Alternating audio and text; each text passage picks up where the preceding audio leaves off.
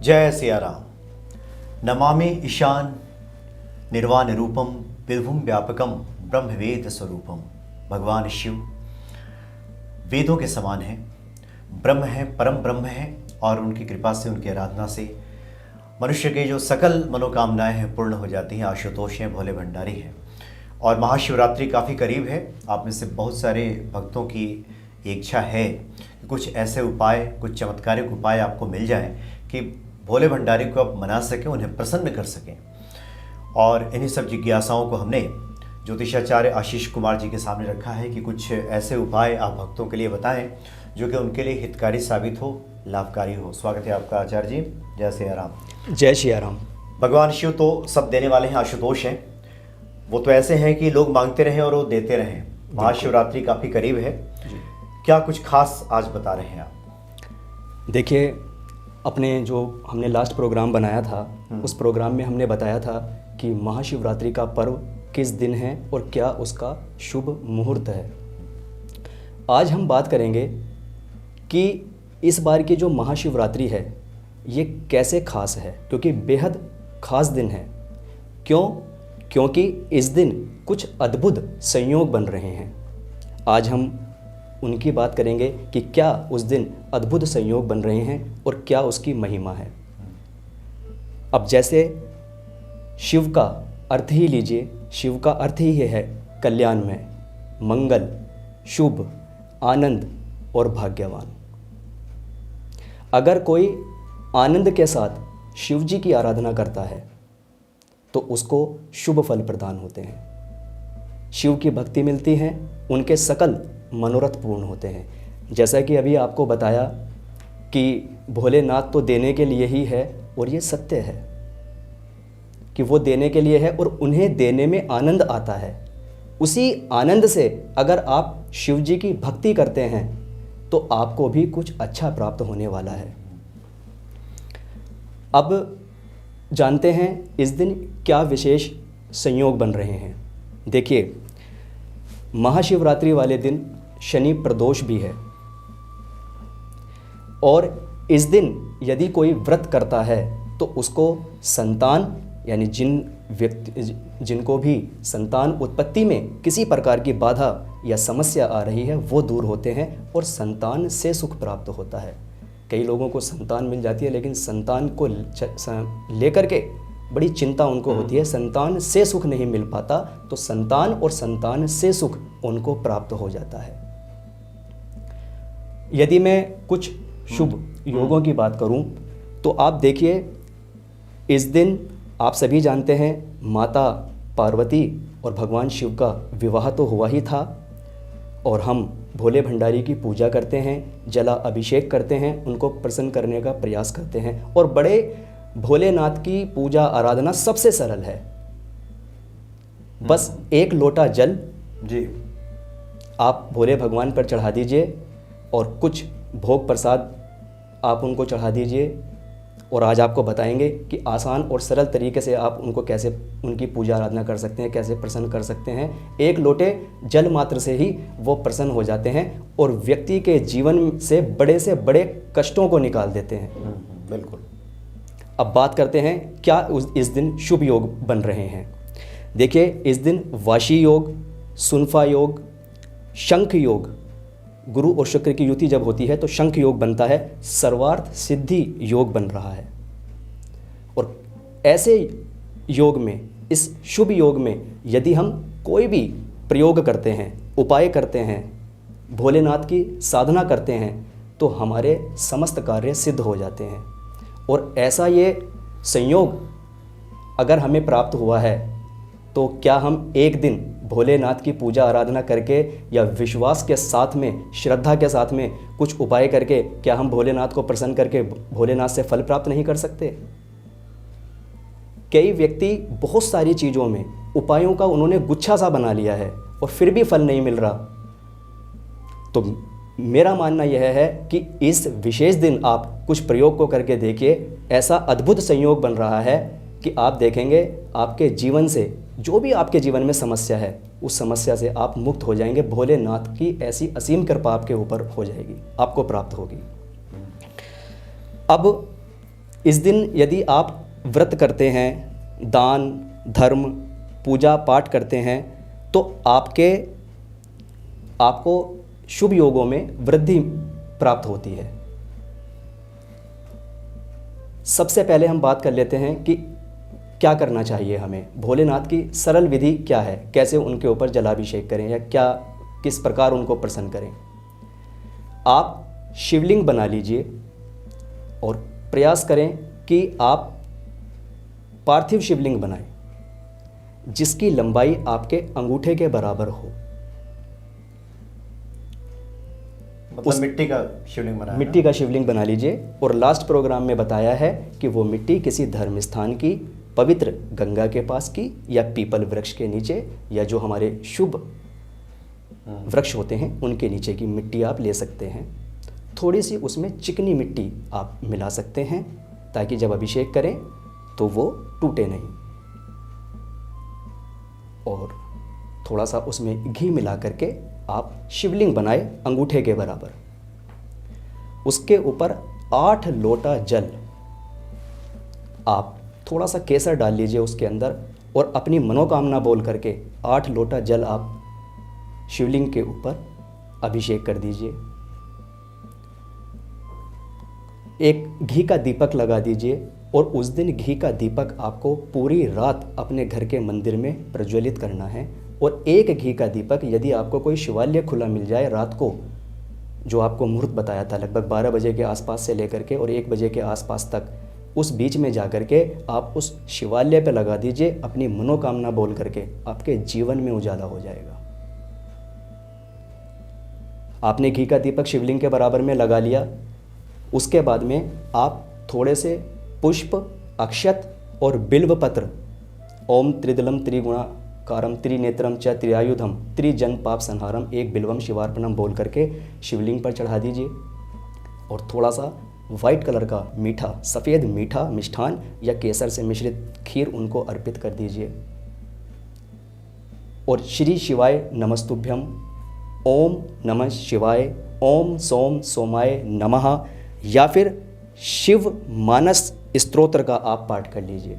यदि इस दिन आप किसी भी प्रकार की मनोकामना या अपनी कार्य सिद्धि के लिए, या अगर आपके जीवन में कोई अड़चन या रुकावट आ गई है किसी वजह से, उसके लिए आप शिव मानस स्तोत्र का पाठ कीजिए। आप देखिए किस प्रकार आपका कार्य सिद्ध होता है। 1.25 महीने के अंदर आपको रिजल्ट प्राप्त होगा। आप करके देखिए। और इतना अच्छा संयोग बन रहा है कि वाशी योग, सुनफा योग, शंख योग, सर्वार्थ सिद्धि योग आपको प्राप्त हो रहा है। तो ऐसे दिन, और भगवान शिव जी और माता पार्वती का विवाह हुआ था। आप सोचिए, कल्याण में आनंद, भाग्य, शुभ और मंगल कार्यों के लिए ये विशेष दिन होता है। और ऐसा संयोग आपको साथ में प्राप्त हो रहा है। तो आप अगर ऐसा करेंगे जो आपको आज उपाय बता रहे हैं, तो क्या आपका कार्य सिद्ध होगा या नहीं होगा? मेरा विश्वास है बिल्कुल होगा, 100% होगा। बस आप, क्योंकि शिव जी की साधना में सबसे पहली चीज़ है श्रद्धा और विश्वास। आप अपने अंदर बनाइए और आप कीजिए। वो तो आपको सब देने के लिए बैठे हैं, लेकिन क्या आप लेने के लिए बैठे हैं? कई व्यक्ति तो उपायों को कर ही नहीं पाते, वो सुनने के बाद में भी नहीं कर पाते। तो उनको इन शुभ योग का और जो उनको जीवन में प्रभाव मिलना चाहिए कि उनके कष्ट कटें, उनकी समस्या का समाधान वो हो ही नहीं पाता, क्योंकि वो विश्वास ही नहीं कर पाते। विश्वास नहीं करते तो प्रयोग भी नहीं करते, प्रयोग नहीं करते तो जो उनके जीवन में समस्या है वो भी ज्यों की त्यों बनी रहती है। तो करना आपको पड़ेगा, जो करता है उसको मिलता है। भगवान सब कुछ रख सकते हैं, आपकी पूजा पाठ या जो आपने साधना की है उसका फल कभी नहीं रखते, वो आपको मिलना ही है, वो तय है। उसके बाद में जिन व्यक्तियों को स्वास्थ्य से संबंधित दिक्कत आ रही है, वो व्यक्ति अगर कुछ भी नहीं तो ओम होम जूम सहा, सिर्फ इस मंत्र का एक माला जाप करें। ओम होम जूम सहा, इस मंत्र की एक माला जाप करें। आइए अब आगे बढ़ते हैं। कई बार देखा गया है कि विवाह से संबंधित समस्याएं बहुत होती हैं जीवन में। कई बार कन्याओं के विवाह में बहुत विलंब होता है और उनके परिजन परेशान होते हैं, किसी न किसी रूप में विवाह में अड़चन आ जाती है। ऐसे में क्या करें कि पारे के शिवलिंग पर अभिषेक करें। पारे के शिवलिंग पर यदि अभिषेक करते हैं और भगवान भोलेनाथ के सामने आप अपनी समस्या रख देते हैं तो आप देखेंगे इस दिन शिव और पार्वती जी का भी विवाह हुआ था और वो आपको भी ऐसा ही आशीर्वाद दे देंगे कि आपकी भी जोड़ी बन जाएगी और आपके विवाह में किसी भी प्रकार की कोई बाधा है वो दूर हो जाएगी। उसके बाद में कई व्यक्तियों के जीवन में ना चाहते हुए भी शत्रु बन जाते हैं। रोग, ऋण और शत्रु, ये 3 बड़ी समस्या है व्यक्ति के जीवन की। तो कई बार शत्रु उनके ऊपर ऐसे हावी हो जाते हैं कि उनका जीवन डर में ही बीत जाता है, उनको डर और भय लगा रहता है, या किसी भी प्रकार की उनके जीवन में कोई लीगल कॉम्प्लिकेशंस आ जाते हैं, थाना, कोर्ट, कचहरी और मुकदमे के वो चक्कर काटते रहते हैं। अगर इस प्रकार की समस्या है तो सरसों के तेल में थोड़े से काले तिल मिला करके वो शिवलिंग पर अभिषेक करें और माँ बगलामुखी के मंत्र का जाप करें। आप देखेंगे कुछ ही समय बीतेगा और उनको इस समस्या से छुटकारा मिल जाएगा। एक और माताओं बहनों की समस्या होती है और उनको सामाजिक रूप से भी ये समस्या सहन करनी पड़ती है, वो है संतान उत्पत्ति में बाधा। संतान से संबंधित यदि आपके जीवन में समस्या है, संतान उत्पत्ति में समस्या आ रही है, तो ऐसे में स्फटिक के शिवलिंग पर आप स्फटिक का शिवलिंग लीजिए, उसको एक किनारी वाली प्लेट में रखिए और उनके ऊपर आप दुग्धाभिषेक, दूध से अभिषेक कीजिए। आपकी संतान से संबंधित जो समस्या है वो दूर हो जाएगी। कुछ व्यक्तियों के जीवन में आर्थिक समस्या आ जाती है, कर्ज हो जाता है, बरकत नहीं होती, धन का योग नहीं बनता। ऐसे में गन्ने के रस से यदि शिवलिंग का अभिषेक किया जाए और साथ में श्री सूक्त के पाठ किए जाएं, वो आपकी श्रद्धा है, आप कितना करना चाहते हैं। पूरी रात है, रात्रि जागरण होता है, इस दिन व्रत भी रखा जाता है और रात्रि जागरण का भी विधान है। और मैंने लास्ट प्रोग्राम में बताया था, अगर आप रात्रि जागरण भी नहीं कर सकते, पूरी रात नहीं जाग सकते, तो आप 11 मिनट, 21 मिनट या जो आपकी श्रद्धा हो, कम से कम 11 मिनट का ध्यान तो जरूर करें। तो आप गन्ने के रस से अभिषेक कीजिए और श्री सूक्त के पाठ कीजिए, जितना आपकी श्रद्धा है। फ्रीडम है, मैं चाहता हूं कि मैं आपको बांधूं नहीं, फ्रीडम के साथ रखूं ताकि आप श्रद्धा भाव से कर पाएं, क्योंकि ऐसे अद्भुत संयोग बार बार नहीं मिलते। व्यक्तियों के कई बार ग्रह गोचर ऐसे होते हैं कि उनको उपाय भी नहीं करने देते, लेकिन हमें उससे एक स्टेप ऊपर होकर सोचना पड़ता है। और जो व्यक्ति ऐसा सोचते हैं उनको समय रहते कुछ प्राप्त हो जाता है और उसी से उनकी समस्याओं का समाधान हो जाता है, क्योंकि उपाय करने के लिए भी ईश्वर की कृपा चाहिए। और वो कृपा तब होती है जब आप उसकी भक्ति दिल से करना चाहते हैं, आपके मन के अंदर श्रद्धा और विश्वास जागता है, वो आपको जगाना पड़ेगा। आप जगाएंगे तो आपका भाग्य भी जाग जाएगा। शारीरिक और मानसिक सुख के लिए यदि किसी को शारीरिक पीड़ा बहुत हो रही है, शरीर के अंदर कहीं भी दुखन रहती है और शरीर से काम करने का मन नहीं करता, आलस्य पैदा हो जाता है, बार बार कोई ना कोई बीमारी होती है और बार बार उनको बुखार आता है, या किसी भी यानी कष्ट, शरीर में पीड़ा अगर उनके हो रही है किसी भी प्रकार की, वो किसी दर्द से गुजर रहे हैं, तो आप महामृत्युंजय मंत्र का जाप कर सकते हैं। और इस दिन कुशा, जो एक प्रकार की तिनका घास होती है, आप कुशा से अभिषेक कर सकते हैं। यदि आप ऐसा करते हैं तो आप देखेंगे कि आपको मानसिक शांति भी मिलेगी, आपका मन भी शांत होगा और आपके शरीर में जो पीड़ा, तकलीफ़, दर्द आपको हो रहा है, जिसे आप सहन कर रहे हैं, वो भी दूर हो जाएगी। बड़े से बड़ा कष्ट भगवान भोलेनाथ हर लेते हैं, तो ये तो एक पीड़ा है, छोटी सी बीमारी है उनके लिए। तो यदि इस प्रकार की समस्याएं आपके जीवन में हैं, तो आप इन सारे प्रयोग को इस विशेष खास दिन करके आप अपनी इन समस्याओं से मुक्त हो सकते हैं। बस यही कुछ जानकारी आज आपको देना चाहते थे और मुझे विश्वास है सिर्फ एक दिन की बात है, यदि आपने मेरी इन सारी बातों को ध्यान से सुना है और अगर एक भी चीज़ आपको क्लिक कर गई और आपने ये श्रद्धा भाव से उपाय किया, आपको सब बता ही दिया है कैसा इस बार ये संयोग बन रहा है, त्रिग्रह योग भी बन रहा है, जब 3 ग्रहों की एक साथ युति होती है तब ये योग बनता है।